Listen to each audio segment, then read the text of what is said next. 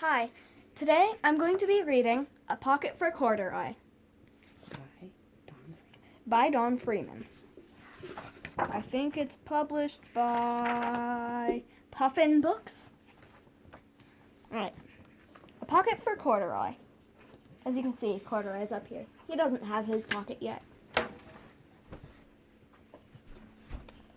Late one summer afternoon, Lisa and her mother took out their laundry to the laundromat.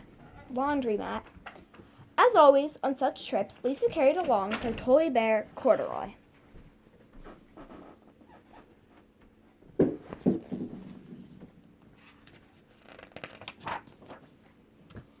laundromat was a very busy place at this hour.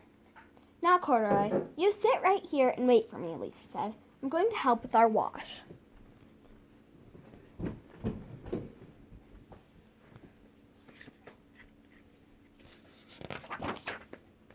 Corduroy waited patiently. Then he suddenly perked up his ears. Lisa's mother was saying, "Be sure to take everything out of your pockets, Lisa dear. You don't want your precious things to get all wet and soapy."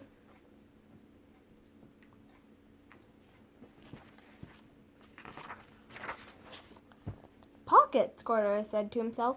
I don't have a pocket. He slid off the chair.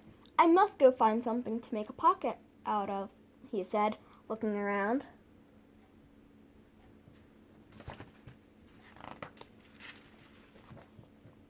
First he came to a pile of fancy towels and washcloths, but nothing was the right size or color. Then he saw a huge stack of colorful clothes in a laundry bag. There ought to be something in there to make a pocket out of, he said.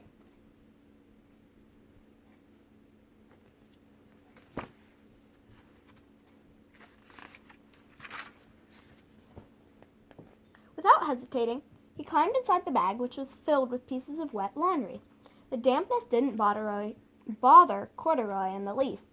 This must be a cave, he said, sighing happily.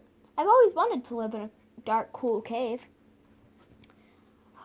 Then, when the time came for Lisa to fetch her bear, he was gone. Oh, Mommy, she exclaimed, Corduroy isn't where I left him. I'm sorry, honey, said her mother, but the laundromat will be closing soon, and we must be getting home.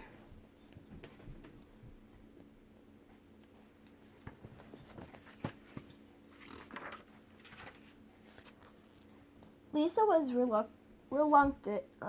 reluctant to leave without Corduroy, but her mother insisted. You can come back tomorrow, she said. I'm sure he will still be here. As they left, a young man wearing an artist's beret was taking his wet laundry out of a bag, the very bag Corduroy had discovered. Before he knew it, Corduroy was being tossed together with all the sheets, shirts, socks, and slacks.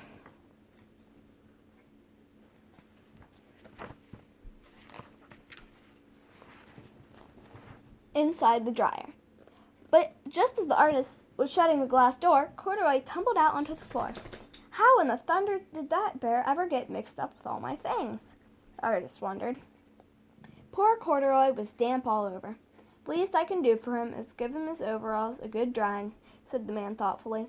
He unbuttoned Corduroy's shoulder straps and put his overalls in the dryer.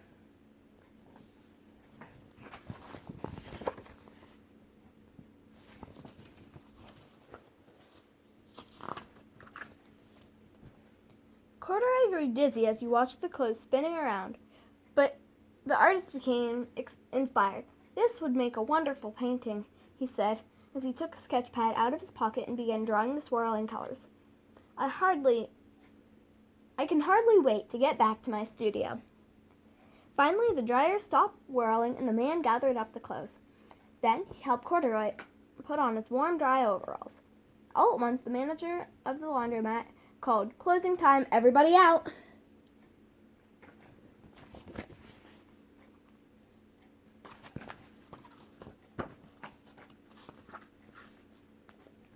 Corduroy was gently placed on top of a washing machine. I wonder who that bear belongs to, said the artist as he was leaving. Seems to me should have his name someplace. He's too fine of a fellow to be lost. As soon as the lights were turned off, Corduroy began his search again. He was surprised to see something white glowing in the dark. Maybe it's snow, he said excitedly. I've always wanted to play in the snow.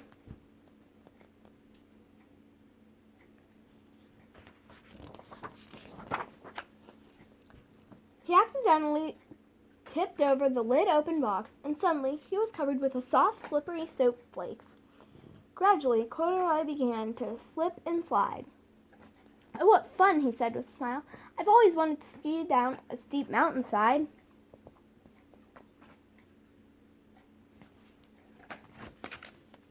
Sorry about the noise. Our puppy is eating.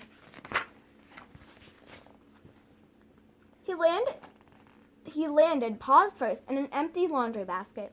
This must be a cage, he said, peeking through the bars. I've never wanted to live inside a cage like a bear at the zoo. By now, Corduroy felt drowsy, and soon he nodded off to sleep.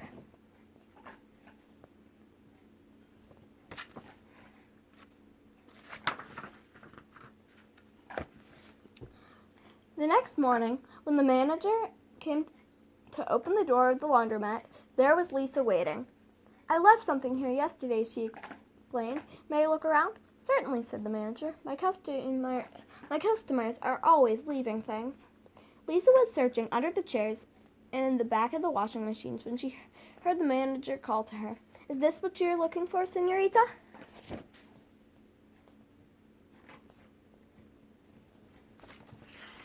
Isn't señorita girl in Spanish? Yes.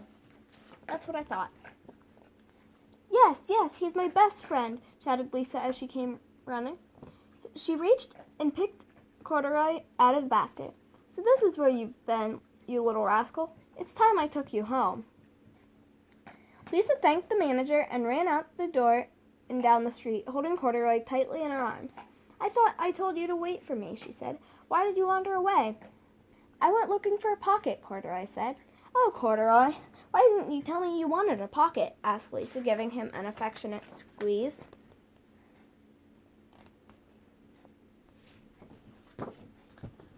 That very morning, Lisa sewed a pocket on Corduroy's overalls. And here's a card I've made for you with your name on it for you to keep tucked inside, she said. I've always wanted a purple pocket with my name tucked inside, said Corduroy, as he and Lisa nuzzled noses.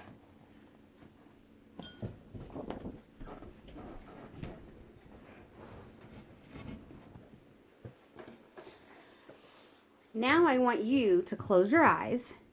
Think about how many pockets you think you're wearing right now. Don't count them yet. Just think about it and make a guess. Once you've guessed, go ahead and count your pockets and see how close you were. I'm wearing 0. I'm Vivian? wearing 2, I think. One on each side of my pants. Cool. Our Corduroy doesn't have any pockets. Maybe we need to sew one on him. Have fun counting your pockets. Until next time. Bye.